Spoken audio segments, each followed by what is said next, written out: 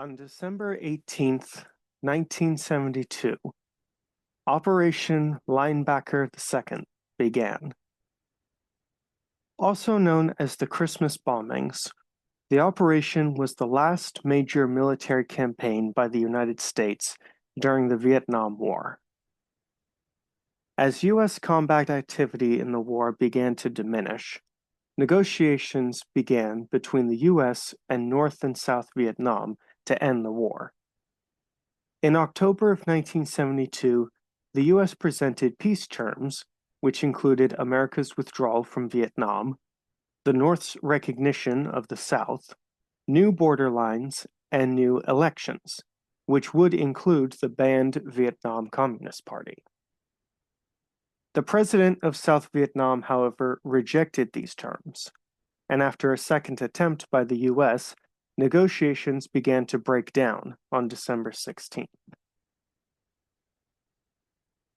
The U.S. called on North Vietnam to return to negotiations within 72 hours or face further U.S. attacks.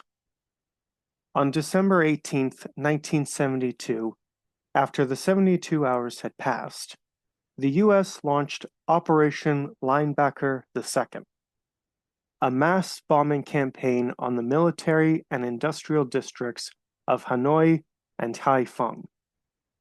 Over 20,000 tons of bombs were dropped from more than 200 B-52 bombers from December 16th to the 29th, killing over 1,600 civilians.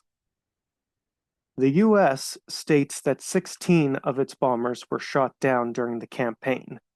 However, North Vietnam holds that it was actually 34. On December 30th, North Vietnam agreed to resume peace negotiations, and on January 27th, 1973, the Paris Peace Accords were signed. The actual effectiveness of the operation is still debated among historians, as North Vietnam claims the operation did not influence their decision to return to negotiations.